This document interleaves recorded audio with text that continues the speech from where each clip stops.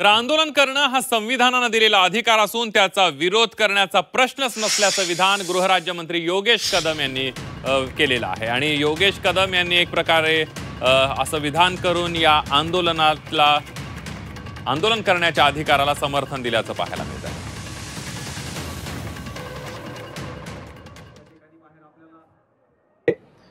की आमचा आंदोलनाला कुठलाही विरोध नाही।